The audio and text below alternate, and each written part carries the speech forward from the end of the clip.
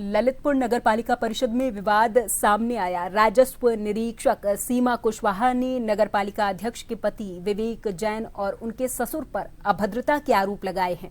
उन्होंने ये भी आरोप लगाया कि नामांतरण और असेसमेंट जैसे राजस्व कार्य सफाई कर्मियों से कराए जा रहे।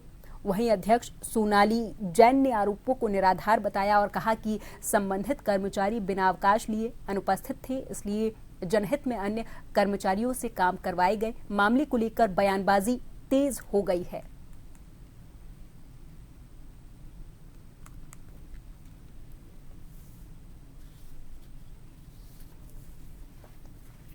कल हम गए चेयरमैन मैडम से मिलने के लिए। उनके पति वहाँ बैठे हुए थे तो उनसे बातें हुई। वो कहते हैं कि हम काम नहीं करते हैं। उनके पति भी बोलते हैं, उनके जो ससुर हैं वो भी बोलते हैं कि मैडम कुछ काम नहीं करते, उनके साथ क्यों लगाया है लड़के को।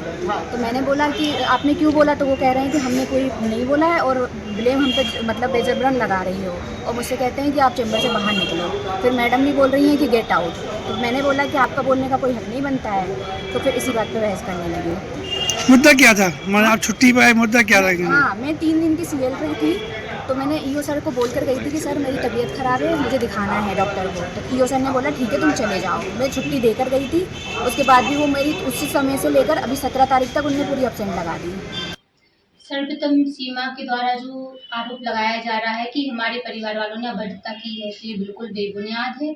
क्योंकि सीमा के साथ मेरे परिवार ने अभद्रता नहीं की, उन्होंने हमारे साथ अभद्रतापूर्वक व्यवहार किया है। क्योंकि आपने इसके पहले देखा होगा, अमर उजाला ने भी एक स्टेटमेंट निकाला था कि पूरा नगर पालिका का पटल खाली था। इस बात का प्रत्यक्ष प्रमाण है कि इस पटल पे कर्मचारी अपने रहते नहीं है। जो 10 से 12 का टाइम दिया गया है समस्या निस्तारण करने का, उस समय कोई भी कर्मचारी मोस्टली टाइम पे एब्सेंट रहता है।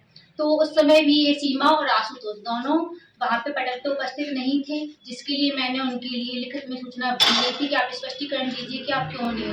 तो उसके स्पष्टीकरण में आशुतोष ने बताया था कि वो लखनऊ गए थे मीटिंग थी, लेकिन सीमा का कुछ भी लिखित स्पष्टीकरण